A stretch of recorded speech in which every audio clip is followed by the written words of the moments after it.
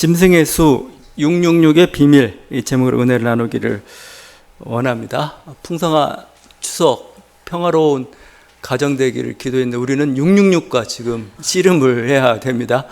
요한계시록 13장 666, 문제 많은 말씀이죠. 이단들이나 종말론자들이 대부분 이 666의 정체를 해석하다가 탈인하고 또 넘어지기도 했어요. 또 해석도 그렇다 뾰족한 해석도 안 나왔어요. 중구난방이었습니다. 왜 그랬을까? 계속 얘기하지만 이들은 마치 요한계시록을 노스트라다무스 예언서, 정감록 예언서 풀듯이 풀려고 그래요. 거기는 문자 하나하나가 중요하죠. 성경은 그런 거 아니라고 계속 말씀드리고 있습니다. 그래서 그러다 보니까 역사적으로 이걸 적용하다 보니까 666 후보들이 많았어요. 로마 카톨릭 교황이 제일 먼저 올라왔죠. 나폴레옹, 히틀러 다 나름대로 근거를 가지고 666 후보로 거론되었습니다. 현대 와서는 여러분도 좀 잘 알고 있을 겁니다. 바코드, 컴퓨터, 요즘 베리칩까지 나와가지고 하여튼 강력한 후보로 등장을 했죠. 아닙니다. 지금 요한계시록 13장을 요한계시록 말씀을 어떻게 해석해야 되는지를 잘 모르고 있어요. 보통 성경을 우리는 어떻게 해석합니까? 나머지 성경은 그냥 그대로 해석하다가 요한계시록을 보면 사람들이 갑자기 심각해져요. 그래서 문자 하나하나에 뭔가 거대한 비밀을 담고 있는 것처럼 보는데 아닙니다.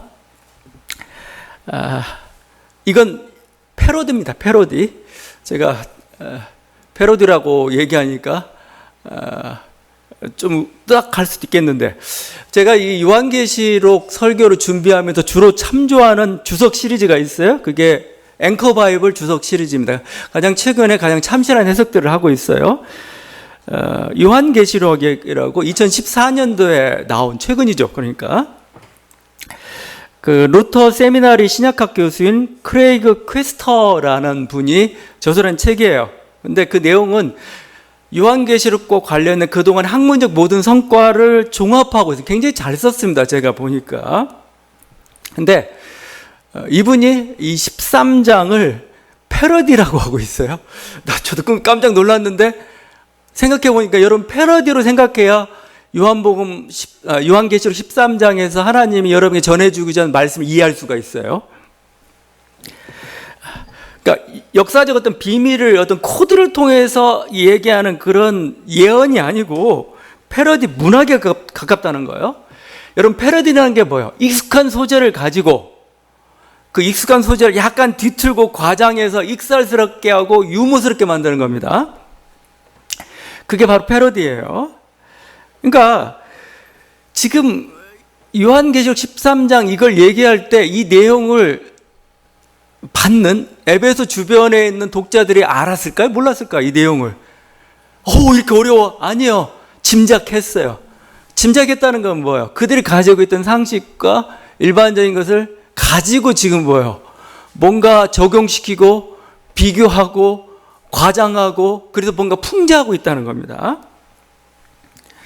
근데 이것을 요한만 한 게 아니고 사탄이 먼저 했어요. 사탄이 하나님 본뜨기를 많이 합니다. 하나님 흉내내기를 합니다. 근데 결과적으로 패러디가 됐는데 보세요. 보통 하나님 어린 양 이렇게 되죠. 하나님이 어린 양 예수를. 근데 지금 뭐예요?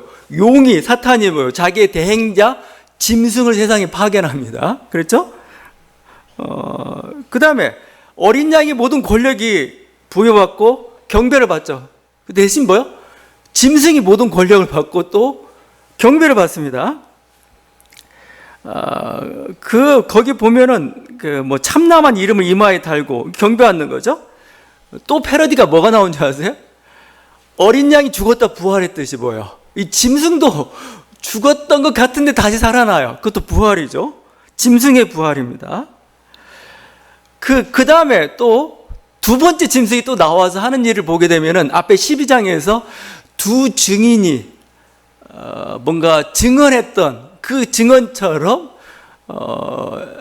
지금 첫째 짐승을 경배하라고 증언하고 있어요. 가장 결정적인 거, 우리 앞에서 하나님의 그 표를 맞은, 이마에 표를 맞은, 입 맞은 14만 4천을 언급을 했죠.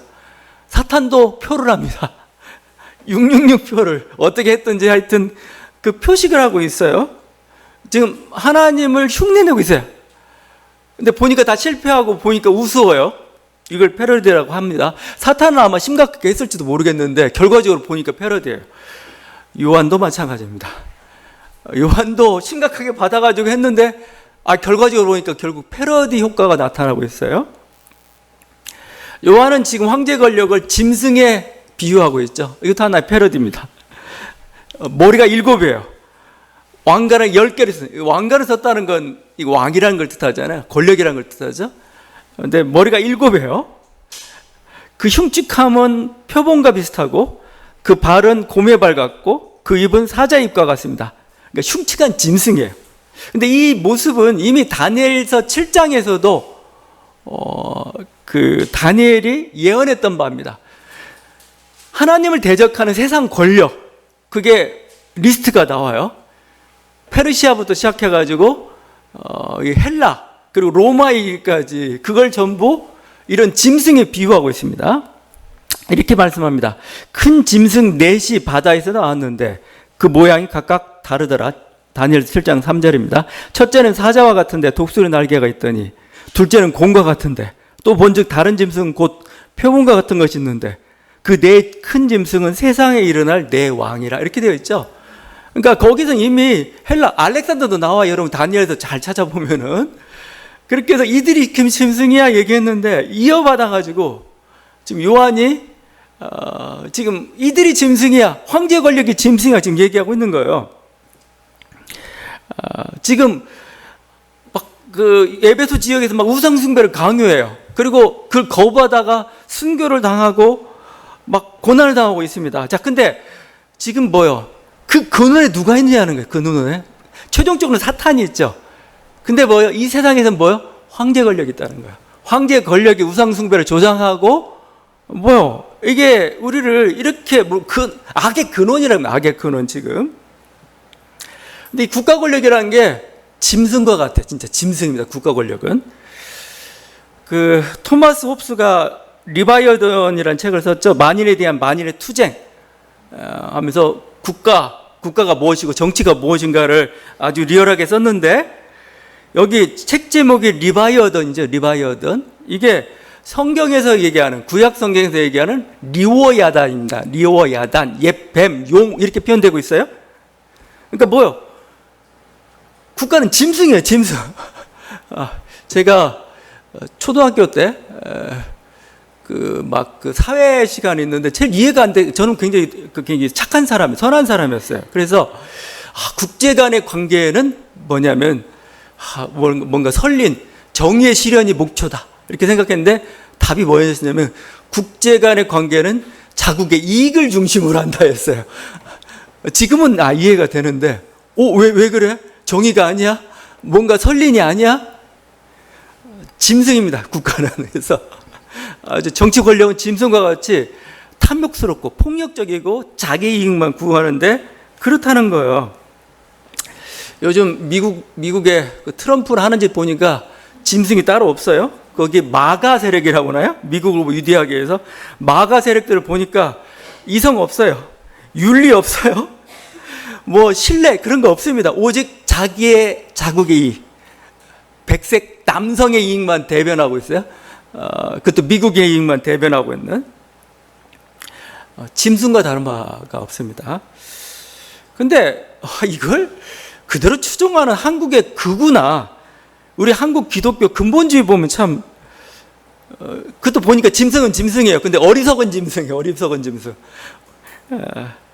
왜냐면 거기는 그 민족의 이익을 우선하잖아요. 미국이라는. 근데 자기는 뭘 우선하는 거예요 지금? 마치 미국이나 일본의 이익을 자기 이익처럼 생각하고 있잖아요. 그래서 제가 어리석은 짐승이라고 얘기하는 겁니다. 이걸 노예근성이라고 표현하죠. 마치 강한 짐승에 붙어가지고 이익을 취하려는 기생충과 같은, 어떻게 보면은 사대주의자의 어떤 비애가 느껴져요. 저건 정말 힘없는 자가 뭔가 힘 있는 자 옆에 있어가지고 그래서 뭔가 떡고물 얻어먹으려는 그 태도를 아직도 연명하고 있어요. 그걸 기생충이라고 하죠. 하여튼 모두가 다 정치가 그런 자들이 국가 권력을 장악하고 있고 뭔가 중요한 국회 의석을 차지하고 이러고 있어요. 이게 그 모습을 맨날 보고 있죠. 짐승입니다. 자, 이게 국가 권력이라는 거, 그게 로마 황제 권력이라는 겁니다. 그래서 짐승으로 표현하고 있어요. 잘 표현했어요. 제가 13장 전체가 패러디라고 지금 얘기하고 있죠. 이 패러디를 만들어낸 핵심은 로마 황제 권력이고 그 중에서도 네로 황제가 있습니다. 네로 황제. 여러분, 네로라는 이름 여기 안 나오지만 이렇게 얘기하고 있을 때 이 사람들은 이게 네로구나라고 알았어요. 네로 황제. 제가 그 근거를 들어볼게요. 지금 666의 정체인데 요한계시록 17절과 18절에 이렇게 얘기하고 있습니다. 13장. 이 표는 곧 짐승의 이름이나 그 이름의 수라. 총명한 자는 그 짐승의 수를 세어보라. 그것은 사람의 수니 그의 수는 666이니라. 이렇게 되어 있어요. 여기 내용 조합하면 뭡니까? 짐승은 사람의 이름을 가리킨다. 그죠? 이 짐승은 사람인데, 사람의 이름인데, 사람의 이름의 수를 세어보라죠. 수. 이렇게 되어 있죠? 수를 합산해보라는 뜻입니다. 자, 그러면 다 나왔어요. 다. 총명한 자라고 했지만 총명한 자가 아니고 어리석지 않은 자라면 다 이해할 거란 뜻입니다. 만약에 이걸 이해 못한다, 이걸 풀지 못한다, 그럼 패러디의 실패입니다. 잘못한 거예요. 자, 여러분, 이걸 위해서는 당시 이들이 습성을 좀 문화를 좀 알아야 되는데, 히브리어나 헬라어는 따로 알파벳이 나오기 전에 아라비아 숫자는 아라비아인들이 만들었지 유럽인들이 만들지 않았어요. 그래서 어떻게 표시하냐면 숫자를 표시할 때 히브리어나 헬라어의 알파벳을 가지고 숫자를 만들어요. 예를 들면 A는 1번 1, B는 2, C는 3 이런 식으로 숫자 표시를 해요. 그렇게 하면은 네로 황제가 히브리식 이름이 어떻게 되냐면 네론 케차르입니다. 네론 케차르, 네론 카이사라는 뜻이죠. 네론 케차르, 네로 황제라는 뜻이 되는데, 이걸 히브리어로 쓰고 이것을 알파벳으로 이렇게 그 숫자를 부여해서 합산하게 되면 이렇게 됩니다. 50 더하기 200 더하기 6 더하기 50 더하기 100 더하기 60 더하기 200 더하기, 여러분 히브리 알면 제가 알려드리겠는데 666이 나와요. 네론 케차르가. 짐승이란 글자는 테리온이었는데 이것도 히브리어로 이렇게 알파벳 계산하면 666이 또 나와요. 그러니까 짐승, 네로 황제, 이게 거의 일치가 되고 있어요. 그리고 제가 이렇게 얘기하는 것은 단지 제 생각만이 아니고 대부분 요한계시록을 주석하는, 학문적으로 주석하는, 그냥 은혜 받아가지고 이런 책에 주석하는 사람들 말고, 이단들의 종말론자 말고 학문적으로 주석하는 사람들이 공통적 결론이에요. 이건 네로 황제구나. 그죠? 그러니까 네로 황제를 빗대가지고 로마 황제 권력을 하나의 뭔가 표상하는 거예요, 이게. 그러니까 여러분, 이단이나 그 종말론자를 얘기하는 컴퓨터, 바코드, 베리칩이 아닙니다. 또 다른 어떤 해석도 잘못됐어요. 왜냐하면 하나님 말씀은 당대 사람들 향해 선포돼요. 2000년 전 이 말씀 깨달으라고 이 말씀을 던져줘요? 그렇게 성경이 한가한 책인 줄 아세요? 아니에요. 성경은 삶의 지금 위기 속에서 하나님이 나에게 말씀하셔야 되는데 2000년 후의 말을 왜 지금 얘기해요? 2000년 후에 얘기하면 됐지. 아니에요. 그 당시 요한계시록 그 상황 속에서 고통받는 그들에게 주는 말씀이에요. 그들이 이해를 해야 말씀 이해가 되는 거 아니겠어요? 이해되지 않는 말씀은 말씀도 아니에요. 그러니까 당대에 알아둬야 할 말씀이에요. 누구는 이렇게 하겠지. 6은 인간의 수다. 그래가지고 666은 6이 3번 겹친 거다. 그 정도 의미다라고 얘기하는데 그건 너무 단순하죠. 그 정도면 너무 이런 식으로 얘기할 수 않죠. 너무 단순하죠. 오히려 보면은 요한계시록의 사단은 6자보다는 7자를 더 좋아해요. 사단이. 왜냐하면 오늘 머리가 7머리잖아요. 6개 머리 아니에요. 7머리죠. 나중에 바벨론 음료도 7산 위에 앉아 있습니다. 7왕을 거느려요. 그러니까 7이 하나님 숫자고 6은 인간 숫자, 그런 거 없습니다. 그건 잘못됐어요. 지금 요한은 박해받는 때가 언제냐? 도미티안 황제 때예요. 도미티안 황제 때 지금 박해를 받고 있어요. 근데 이 지금 네로 황제를 언급함으로써 로마 황제 중에 가장 폭력적인 존재, 가장 노골적인 어떤 그 우상 숭배를 했던 자, 또 노골적으로 기독교를 핍박했던 자를 대표해가지고 지금 이렇게 황제 권력을 표상하고 있는 겁니다. 지금 하나님 그래도 자꾸 페로디라는 표현을 쓰고 있어요. 네로는 로마의 대화재를 일으켰잖아요. 그리고 그것을 기독교인이 그랬다 해가지고 기독교인을 핍박했던, 박해했던 그 사람입니다. 최초의 황제에 의한 최초 기독교 박해자예요. 또 자신을 신처럼 주장했습니다. 그렇지만 집권 말기에는 그 폭정과 어떤 그 무능으로 거의 실각 위기에 처했던 사람이었습니다. 그러다가 결국 이 사람이 자살을 해요. AD 68년 32세의 나이로 자살합니다. 자살한 장면까지 사람 다 알고 있어요. 목에 스스로 칼을 찔러서 이렇게 자살했다고 얘기해요. 제가 칼 얘기를 하는 예는 14절. 칼에 상하였다가 살아난 짐승이 아마 그것을 염두에 두고 좀 했을 법합니다. 이런 네로 황제는 대단한 빌런이에요, 빌런. 근데 여러분, 이 어떤 빌런이나 영웅이 갑작스럽게 죽으면 사람들이 고지고지 믿지 않습니다. 사람 심리가 그래요. 제가 정말 죽었어? 아니야, 쟤는 안 죽었어. 아직도 히틀러 살아있다는 사람 있어요. 히틀러는 안 죽었다는 사람도 있듯이 빌런이 죽으면 사람도 그렇습니다. 제가 어렸을 때 이소룡 영화를 좋아했는데 이소룡이 갑자기 젊은 시절에 그냥 죽어버렸어요. 저는 믿을 수가 없었어요. 이소룡이 죽었다는 거. 근데 그 이소룡 영화가 나중에 이제 그 전기처럼 제작이 됐는데 거기서 사람들의 기대를 이렇게 얘기하는데 이소룡은 다시 온다라고 믿는 사람들이 있었어요. 저도 그럴 뻔했어요. 어떤 영웅이나 빌런이 죽으면 그냥 죽는다고 생각하지 않아요. 저는 다시 온다. 제가 이 얘기를 한 일은 네로에게도 이런 일이 벌어졌습니다. 오늘 말씀은 네로에게도. 네로가 죽지 않았다. 네로가 다시 환생한다는 소문이 돌았어요. 그 소문이 그냥 소문이 아니었기 때문에 네로 귀환설, 네로 환생설이라고 합니다. 자, 이걸 전하고 있는 사람이 로마 역사가 수에토니우스입니다. 로마 역사를 역사가 이걸 기록했어요. 거기 네로편인데 네로편에서 실린 내용 제가 읽어볼게요. 네로는 32살에 32세의 나이로 죽었다. 사람들은 그의 죽음을 기뻐하였다. 그래서 백성들은 번거지 모자를 쓰고 온 도시를 내달렸다. 하지만 오랫동안 그의 무덤을 봄과 여름에 피어나는 꽃들로 장식하거나 때로는 자색의 토가를 입은 그의 형상들을 연설대 위에 세워놓거나 그가 칙령을 내리는 것처럼 꾸미는 일도 있었다. 그것은 마치 그가 아직 살아있으며 얼마 있지 않아 그의 적들을 멸하기 위해서 다시 돌아올 것처럼 보이게 했다. 그죠? 수에토니우스는 실제 네로를 사칭했던 인물들이 여러 명 있었다고 얘기합니다. 그리고 로마의 제일 동쪽 국경이 메데인입니다. 근데 네로 시절에 메데인과의 관계가 좋았어요. 근데 메데인들은 네로가 여전히 살아있다고 믿었어요, 실제. 그래서 네로 사칭하는 인물이 오면 진짜 네로인 줄 알고 막 환영하고 막 그런 일이 발생했던 거죠.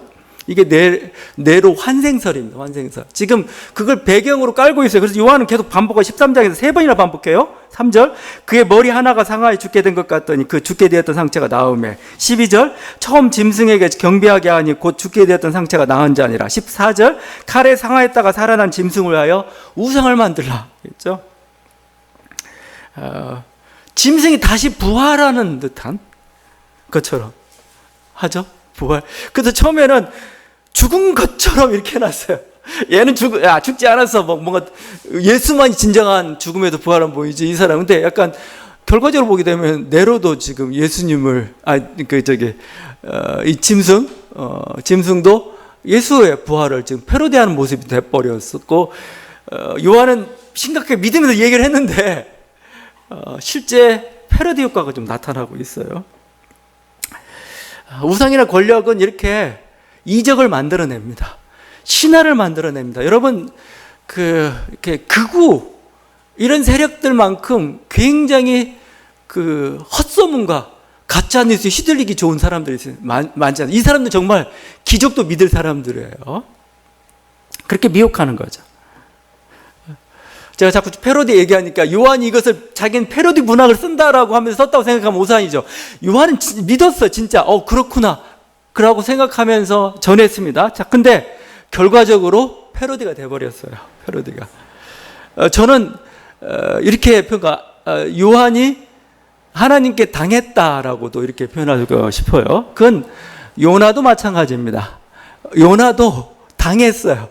자, 근데 이런 하나님은 우리에게 말씀을 전할 때 직접적으로 이래라 저래라 말씀도 하지만 우화 같은 형식들, 패러디 같은 것들, 이야기 같은 형식으로 우리에게 말씀을 전해요. 그래서 여러분이 성경을 읽을 때, 요나의 얘기를 읽을 때 이게 패러디고 이게 우화고 이를 통해 하나님이 말씀을 전하고 있다는 것을 깨달아야 되지, 그것 가지고 정말 고래가 있어 없어 이런 큰 고래가 이런 식으로 자꾸 따지기 시작하면 성경을 잘못 읽은 겁니다. 마찬가지입니다. 오늘 이 요한계시록 13장을 보면서 여러분이 여기서 받아야 될, 하나님이 전하고자 하는 하나님 말씀의 핵심 어디가 있습니까? 국가 권력이 가지고 있는 폭력성을 보여주고 있는 거예요. 그 거짓 신화들 지금 고발하고 있는 겁니다, 지금. 그걸 봐야 되지. 이게 뭐야, 이런 오리문에 빠져버리고, 결국 이단들이 다 그걸 실패하고 있어요. 자기는 하나님을 제대로 믿고 있는다고 생각하고 있잖아요? 제대로 못 믿고 있어요. 왜냐면, 하나님은 우화나 패러디를 통해서 더 근본적으로, 어떤 그 악의 실상을 밝혀주고 있는데, 악의 실상에 주목해야 되지, 악의 어떤 모습을 우리들을 공략하고 있는지를 봐야 되지, 이거 문자에 맞는지 안 맞는지 실제냐 따지고 있으면 우리는 실패합니다. 다시 한 번 말씀입니다. 여기서 우리들이 받아야 될, 또 하나님이 전하는 메시지는 국가 관리가 있는 폭력성이에요. 그 거짓 신화를 고발하는 데 있습니다. 여러분이 그리고 이건 거짓의 체제구나 이렇게 받아들여야 되지, 이 권력이라는 건 항상 이런 식으로 폭력과 거짓을 동반해가지고 우리를 노략질하는구나, 이걸 깨달아야 되지, 문자나 역사성 따지다 우리는 실패합니다. 자, 근데 우리가 좀 더 눈여겨봐야 될 것은 두 번째 짐승입니다. 우리들에게 더 심각한 건 이 두 번째 짐승이, 첫 번째 짐승보다 두 번째 짐승이 더 위험합니다. 내가 보면 또 다른 짐승이 땅에서 올라오니 어린 양같이 두 뿔이 있고 용처럼 말을 하더라. 이 사람은 이 두 번째 짐승은 말의 권세를 가진 사람입니다. 때론 큰 이적도 행하죠. 그리고 첫 번째 짐승에게 경배하라고 합니다. 사람들을 미혹해가지고 짐승 우상을 만들려고 해요. 그 우상에게 생기를 불어넣어가지고 우상이 말을 하는 상징 조작을 합니다. 여러분, 극우적인 파시즘적인 그 정치 집단이 얼마만큼 이 상징 조작에 능한지 잘 알 겁니다. 이런 식으로 하고 있어요. 그리고 우상 경배하지 않는 자는 다 죽이고 추종자들에게는 이마나 손등에 표식을 받게 합니다. 여러분, 이 두 번째 짐승이 누구냐는 겁니다. 두 번째 짐승 너무 어렵게 생각하지 마세요. 이 여러 정황과 이런 걸 볼 때는 뭐요? 이 황제 제의의 사제들이거나 그 추종 집단들이에요. 그러니까 두 번째 짐승은 황제 제의의 전파자들이에요. 추종자. 그럼 추종자가 누구냐? 도시의 엘리트들이에요. 도시의 권력자들, 도시의 리더들, 의회, 의원, 시의 장관, 재무, 감독관, 귀족들이 역할을 담당합니다. 왜 이런 일이 발생하는지 아세요? 한 도시에다가 황제 신전을 세워요. 우리는 아구스토에, 우리는 네로에 짜게 가지고 모십니다라고 그 황제 신전을 세워요. 그리고 로마 그걸 인정해줘요. 그럼 뭐죠? 이 도시가 네오코로스라는 이름을 얻습니다. 네오코로스. 신전지기라는 표현을 설명해요. 신전지기. 자, 황제의 신전지기가 된 도시는 뭐죠? 여러 가지 특혜가 주어져요. 세금의 특혜, 여러 가지 안정적인 거, 정치적 안정, 모든 걸 다, 특혜를 다 보장합니다. 그러니까 뭐예요? 아시아 쪽에 있는 모든 도시들이 앞다투어서 이걸 세우려고요, 황제 신전을. 그리고 황제 신전을 세우면 어떻게 합니까? 세워놓고 모든 전 시민들은 다 모여서 일명의 열이 없이 이걸 다 드려야 돼. 그래서 보고해야 돼, 우리. 보고하면은 황제가, 이 도시는 전 시민이 와서 당신께 예물을 드렸습니다. 그러면 신전지기. 그래서, 이 선전자들이 제일 무서워요. 이 추종 집단들이 뭐예요? 이 귀족들이, 엘리트들이, 너 출석했어, 안 했어? 너 헌물 드렸어, 안 했어? 그리고 표식을 해줘요. 그게 이마나 손등의 표입니다. 진짜 표식했을 수도 있고, 아니면 표식 증서를 줬을 수도 있고, 뭔가 쿠폰을 줬을 수도 있고, 몰라요. 그걸 줬어요. 그리고 이 쿠폰으로만 상거래가 가능하게 한 거죠. 그 매매를 못하겠다고요. 매매를. 16절, 17절이죠. 모든 자, 곧 작은 자나 큰 자나 부자나 가난한 자나 하중이나 종들에게 그 오른손에나 이마에 표를 받게 하고 누구든 이 표를 가진 자는 매매를 못하게 하였다. 이 표가 없으면 상거래를 못해요. 굶어 죽는 거예요. 그러니까 만약에 내가 어떤 그 조합에 들어가 있어요. 직장 조합에 들어가 있는 이 직장이 황제 제의를 하는 집단, 신을 모시는 열애도 없이 해. 근데 나는 내 신앙 양심상 그거 못 하겠어. 그럼 직장이 잘리는 거고, 직장이 잘리는 거고, 상거래가 안 되는 거예요. 그러니까 이런 심각한 상황들이 있는 거죠, 지금. 아마 버가모의 안디바는 이런 식으로, 목숨을 내놓아야 했을 정도이고, 그래서 요한계시록 독자에게는 가장 무서운 게 요한계시록 듣는 사람들 이 둘째 짐승입니다. 둘째 짐승의 그 선전대들, 이들의 또 횡포들, 이게 더 무서워요, 실제. 이게 더 직접적이죠. 미혹하고 협박하고 저항한 자는 감옥에 갇히게 하고 10절이죠. 죽음을 면치 못하게 했죠. 이런 상황에서 지금 요한은 성도들의 인내와 믿음을 요구합니다. 인내와 믿음. 인내라는 건 뭐야? 끝까지 악에 동참하지 말라. 이거죠. 악에 동참하지 말라. 사탄은 별거 아니합니다. 별거 아니하고 결국 하나님 흉내내고 있는데 결국 쟤들은 망하게 되어 있어. 이거죠. 저 로마 황제 권력이 이렇게 우상숭배를 조장하고 있는데 이건 그냥 타협하거나 그 애들 게 아니야. 그 배후에 또 사탄이 있어. 이렇게 보여준 거죠. 인내하라. 믿음을 지키랍니다. 믿음을. 그러니까 믿음을 지키기 위해서는 뭐예요? 분명한 인식을 해야 돼요. 지금 분명한 인식.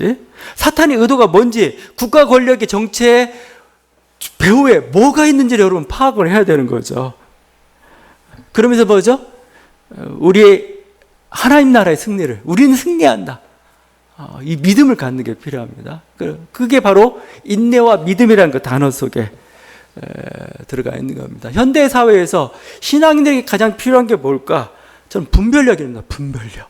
그러니까 말씀을 제대로 해석하는 그 능력일 뿐만 아니라 지금 이 요한계시록 13장과 같은 상황이 현대 사회에서 계속 반복될 수도 있다는 겁니다.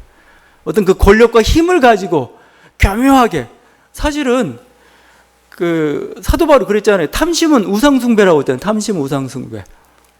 자본주의가 뭐야?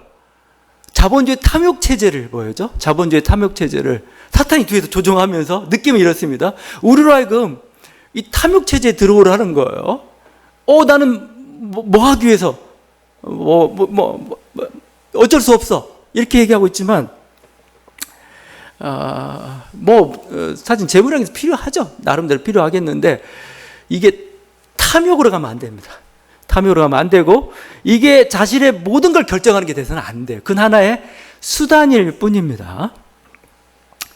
그러니까 하여튼 요즘 시대에도 국가 권력을 통해서 악이 작동할 수가 있어요. 사탄이. 우리는 그걸 보면서 우리는 결연히 그걸 맞서 싸우고 해야 되는 거죠.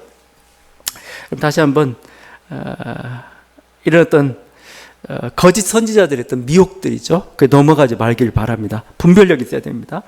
종말론자나 문자지 온갖 협박과 거짓을 좀 분별하십시오. 저건 협박이구나. 그죠? 저 배후에 악이 있구나. 악에가 지금 조종당하고 있구나. 악에 굴복하지 마십시오. 끝까지 믿음의 싸움을 이어나가십시오. 주님의 말씀이 우리를 지키고 있습니다. 우리와 함께합니다. 이 은혜가 저와 여러분들 간절히 바랍니다. 기도하시겠습니다.